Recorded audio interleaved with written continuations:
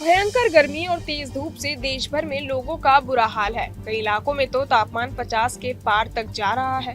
ऐसे में लोगों का घर से निकलना मुश्किल हो गया है और वे एसी के सामने ज्यादा समय बिताने लगे हैं।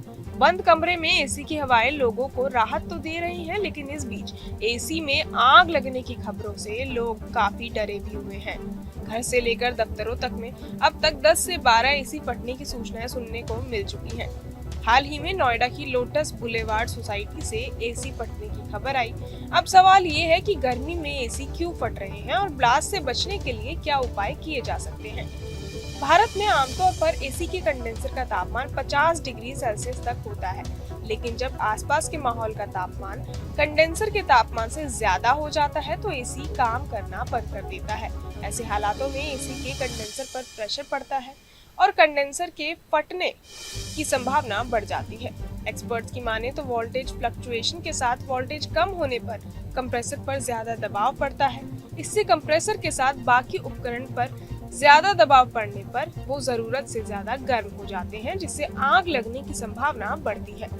एसी के कंडेंसर और इसके बाहर हवा निकलने वाली जगह पर बैरियर पैदा होने पर भी एसी की गर्मी बाहर नहीं निकल पाती, जिससे ब्लास्ट होने का खतरा बढ़ जाता है। इसके अलावा भीषण गर्मी में एसी का रखरखाव अच्छी तरह से ना करने पर भी एसी में आग लगने की घटनाएं बढ़ सकती हैं।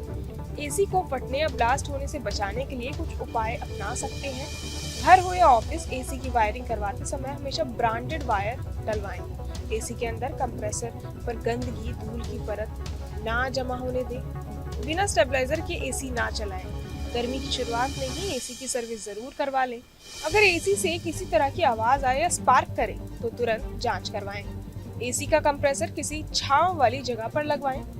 कोशिश करें कि एसी लगातार ना चलाकर 5 से 6 घंटे यूज करके कुछ देर बंद कर दें। विंडो एसी को धूप से बचाने के लिए उसके ऊपर फाइबर शेड लगाएं। मिनी सर्किट ब्रेकर एमसीबी का इस्तेमाल करें। भारत में आमतौर पर एसी के कंडेंसर का तापमान 50 डिग्री सेल्सियस तक होता है, लेकिन जब आसपास के माहौल का तापमान कंडेंसर के तापमान से ज्यादा हो जाता है तो एसी काम करना बंद कर देता है। ऐसे हालातों में एसी के कंडेंसर पर प्रेशर पड़ता है और कंडेंसर के फटने की संभावना बढ़ जाती है।